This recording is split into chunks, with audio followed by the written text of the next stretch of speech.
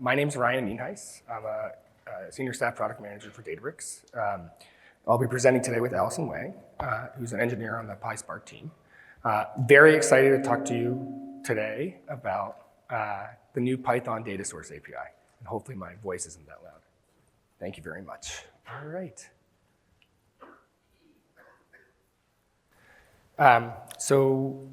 Just go through what we're going to cover in the next 40 minutes. We're going to do a quick introduction about what problem are we solving? What is the problem that the new Python data source API that we're committing to OSS helps solve? Then we're going to do Allison has a bunch of cool demos. So this is a great talk. It's just like demo. So it should be very exciting. You get to see the functionality in action. We're going to have a quiz. So I hope you guys are ready and paying attention. And then we're going to do Q&A. All right. So let's get started. All right. So how do Python developers work with custom integrations with Spark? Many of you who are already intimately familiar with the problem, you're probably this slide and the content on it is probably very familiar with you. You're probably already very familiar with it. In the streaming context, people use for each batch code or for each. This is really hard code to write, especially because you have to maintain the data consistency by yourself. It's very hard to write it performantly. Some people just import Python libraries, and they don't get to take advantage of all the cool stuff we do under the covers in the engine and stuff like that because they're just using a standard library. Other approaches, like people just copy data to Delta and then deal with it after the fact, all right? They'll copy it from cloud storage or something like that. And they're basically dealing with the increased cost, increased latency, so on and so forth, having to handle that. And the reason why people have to do all of these things is because for a very long time, the way to build a custom integration with OSS is to use the data source v2 APIs, all right, which are only available in Scala and Java.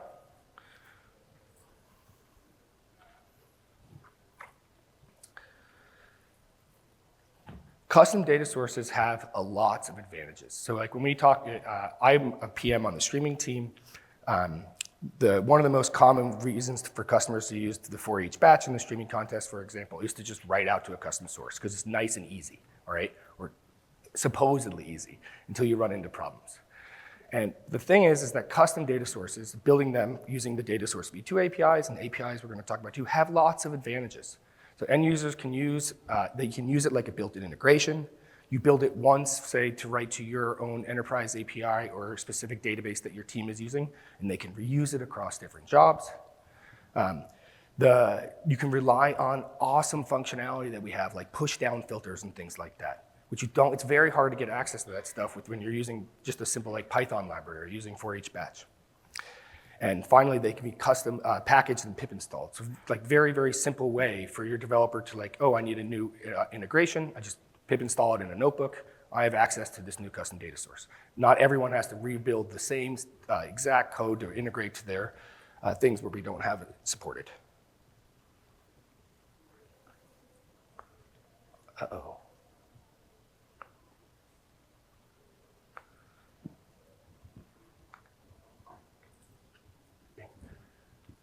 So how do we improve here? So we wanted to provide a simple experience for Python developers.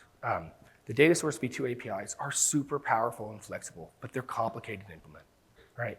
So what approach can we take so that people can actually, instead of doing the approaches that I mentioned previously, they can actually start building these integrations for themselves, sharing them with the open source community, sharing with them in their company. We also wanted to make sure that we supported some of the more advanced, important, high priority functionality. So a distributed scan, push down filters, append only, that type of thing. But we wanted to make sure that it wasn't very complicated. So we limited the number of modes that we supported, and we're going to start here, and then we'll get feedback from customers and figure out where we go. But the approach was, let's make it simple for Python developers. So with that, introducing the new Python data source API. And now I'm going to hand it to Allison, who's going to cover all the demos that I mentioned. I hope you're excited. Thank you so much, Ryan, for the great introduction. OK, so now let's dive into the Python data source API. So this API was announced last year during the Data and AI Summit. And over the past year, we've made significant progress. And it will be available in the next major release of Apache Spark. So you can already try it out using the latest Databricks runtime. So it is fully open source and supports both read and write operations for both batch and streaming. So it significantly lowers the entry point for developing data sources for Spark and making Spark available for a much wider audiences. So my goal here today is to give you a sense of this new Python data source API and show you how you can easily build one by yourself. So I encourage everyone here to try it out after the talk. Okay, so here is a quick overview of the Python data source API. So there are 3 steps to creating and using custom data sources. First, we can create the data source by extending the data source class, which we'll dive into more details later. So this allows us to connect to various sources, and then this class can be shared and reused by others. And next, we can register the data source to make it available to use in Spark. And finally, once it's registered, you can easily read from or write to your data sources using the Spark Data Frame API. Okay, so before we go into the details of this API, here are some exciting demos. Okay, so we have this open source GitHub repo that contains all the example implementations for the data sources demo. And feel free to explore the code and modify them for your own use cases. And to get started, you can simply install this Python package. All right. Okay, so for our first demo, so this is a fake data source. It uses the faker library in Python to generate synthetic data. So first, let's import the fake data source and register the data source in Spark. So once it's registered, we can load the data by referencing the name of the data source. And here is what the initial data looks like. As you can see, we have 3 rows with 4 columns. And this is the default output of the data source. So next, let's use a different schema when generating the fake data. So here we want to generate a data frame with 2 columns, name and company. And now we have a different data frame with 2 columns with randomly generated data. And what if we want to generate more rows? We can also specify the number of rows when reading from the data source. So for instance, let's generate 5 rows. And here's the result, showing 5 rows with our specified schema.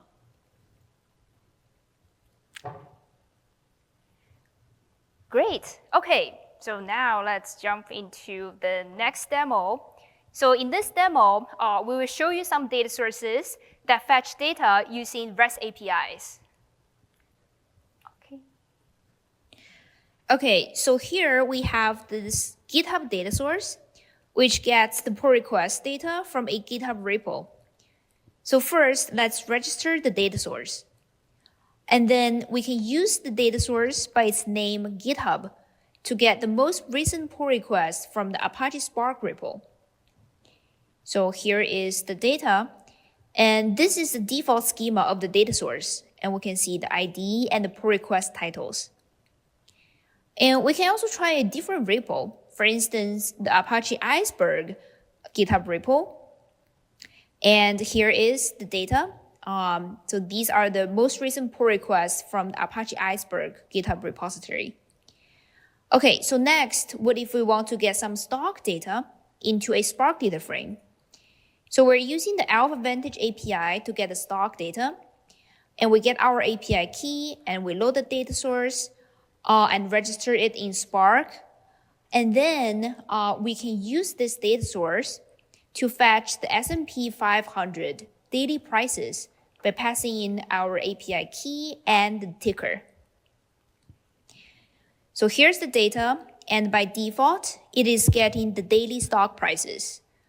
And we can also visualize it in Databricks Notebook.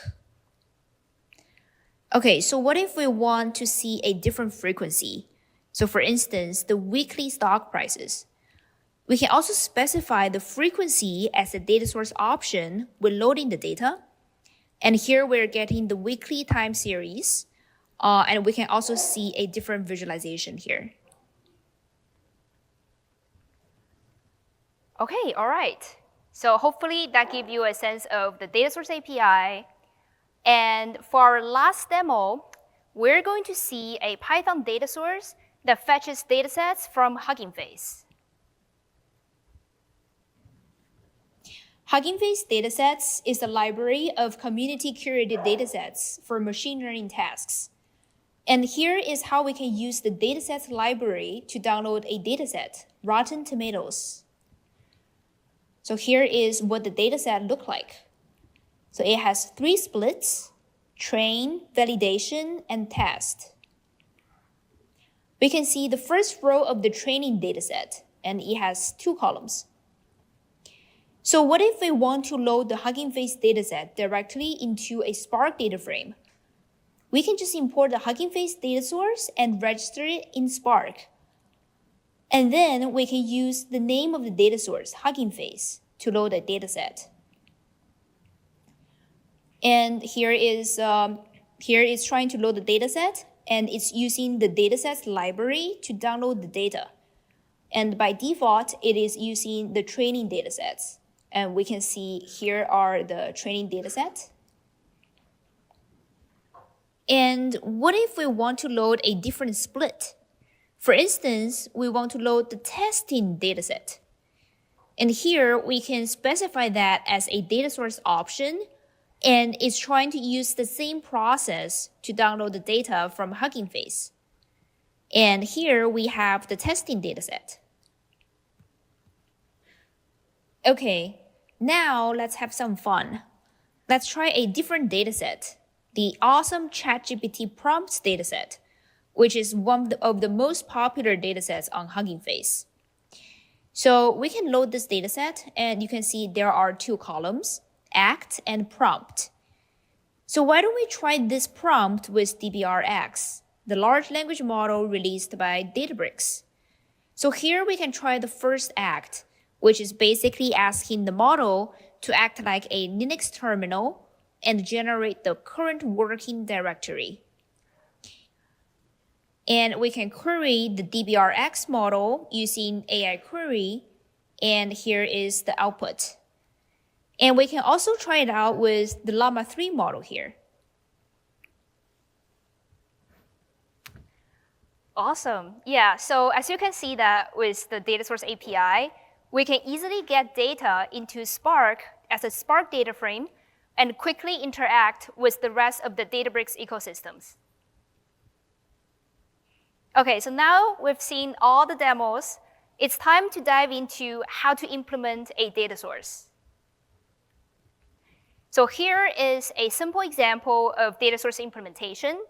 It simply generates 1 row with 2 columns, ID and name. So this is the beauty of Python.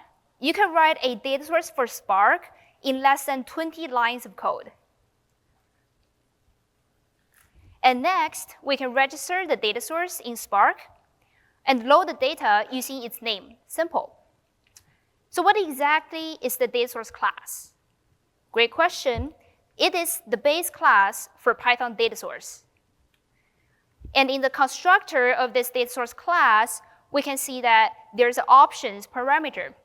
So this options contains the user-defined key-value pairs passed in when reading and writing data. So for instance, the number of rows for the fake data source or the API key for the stock data source that we just saw earlier. And then you can use these options to generate data in the data source reader. So notice that path is a special key here. So it contains the user-specified values in the load and the save method. Next, we can implement the class method name to return a short name of the data source. This is used to identify the data source when loading and saving data. Next one is the schema method in the data source. So this is used to return the default schema when loading the data, if there's no user-specified schema. And to make the data source readable, we must also implement this reader method, which returns a data source reader. And this reader just simply returns one row. Okay, so this data source reader is responsible for defining how data is loaded from a source and split for parallel processing. The partitions method here defines how to split the data into multiple partitions for parallel processing. And the read method here specifies how to read the data for each partition. So now let's visualize how the reading process works. So by default, we have one executor reading from the data source. And if we implement the partitions method to return multiple partitions, the Spark driver will invoke the partitions method to generate a list of input partitions. And then these partitions are serialized and passed to the executors. So the number of executors that reads the data will be the same as the number of partitions generated. And on the executor side, the read method is invoked for each partition, so fetching data from external data sources in parallel to generate the data. Okay, so now let's modify the simple example to return two range partitions. So this means that the data will be generated on two executors in parallel. And now, if we read the data from the data source and also selecting the partition ID, we can see that there are two partitions corresponding to the two ranges. So partition here can be tricky, and here are several factors to consider when implementing the data source reader. So partitions can be helpful when you are reading a large data set to help boost the performance. And some data sources naturally have partitions, like Kafka streams. But sometimes it's just easier to manage data without partitioning, especially for smaller data sets. And also for some data sources, like REST APIs, they might have some constraints, like read limiting, which can make partitioning impractical. So some common strategies include like range partitions. So for example, partition by the start date and the end date. Okay, now let's take a moment to understand how Python data source works under the hood. So Python data source API is actually implemented on top of the existing Scala data source v2 API. And it also uses Apache Arrow to serialize and deserialize data across the Python and JVM boundary to help improve the performance. Okay, now it's a quiz time. Right. All right, I hope you guys were paying attention, because this is gonna be a super difficult quiz, all right? So we don't have like a live poll, so we're all gonna get like our body movement a little bit. So what method in the data source reader must be overridden to specify how to read data for each partition? So if you think it's schema, raise your right hand. If you think it's partitions, raise your left hand. If you think it's read, C, raise both hands. And if it's D, don't do anything.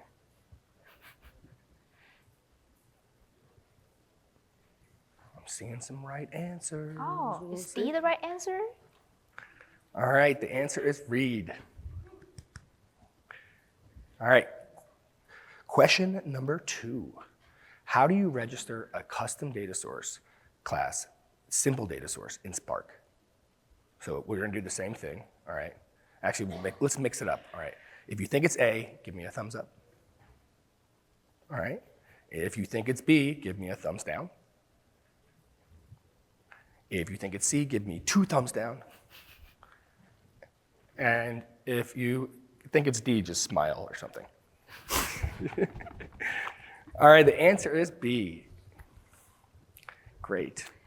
I'm actually very impressed that so many people got it right. Great job, everybody. All right. That was a tricky one. Okay, yeah. Okay, great. So now we've covered data source read.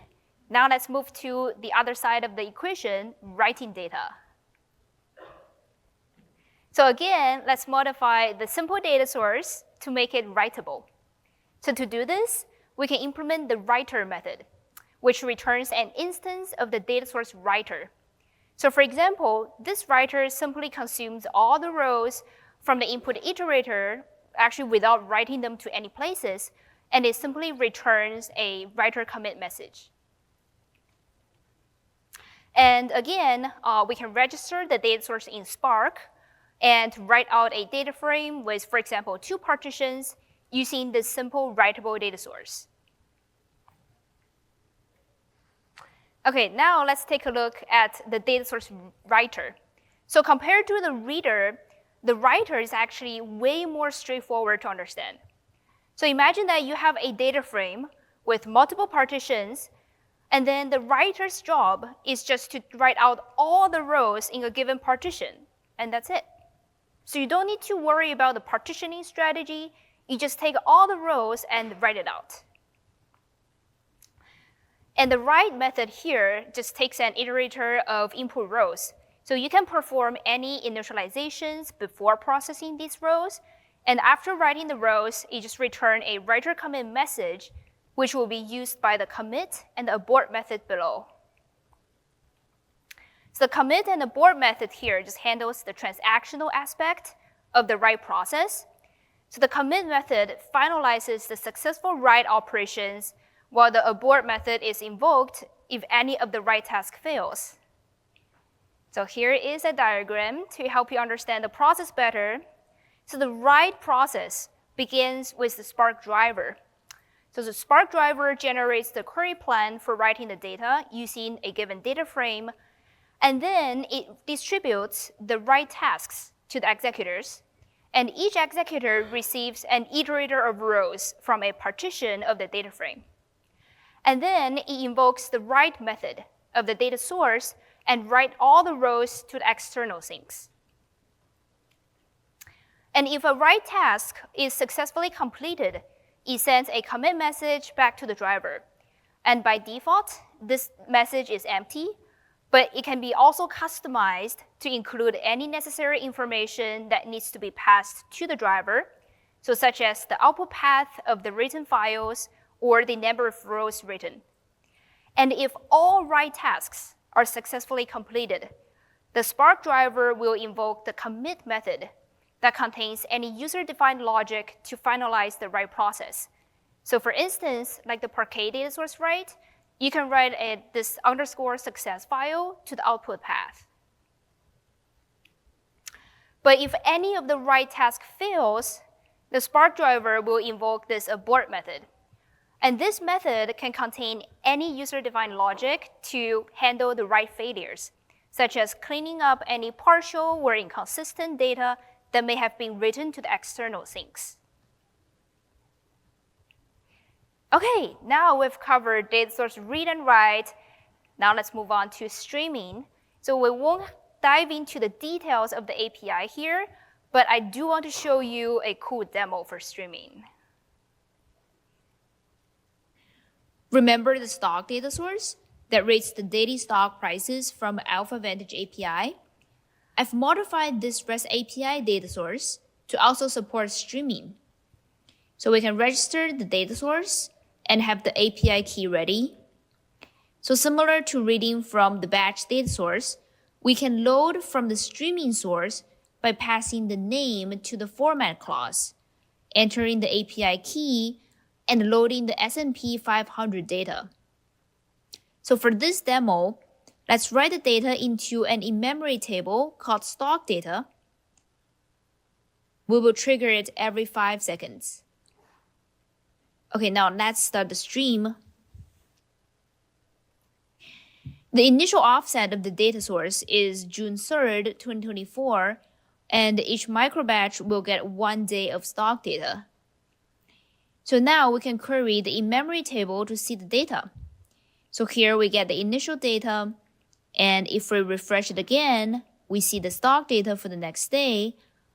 And let's try again.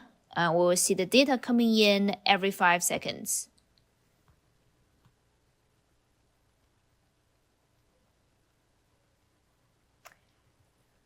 Yeah, I actually had a lot of fun building this streaming data source API. And I hope you have as much fun as I I did when trying it out. Okay, so in conclusion, so before the data source API, creating custom data sources in Spark requires using either DSV1 or the V2 API, which is in Scala. They're pretty powerful, but have much steeper learning curves and can be complicated. And with the introduction of Python Data Source API, we can now leverage Python to build these connectors, which simplify the process and makes it much more accessible to a wider range of audience. And here are some other talks, if you're interested to watch. These talks are all about Spark OSS, Python, and streaming.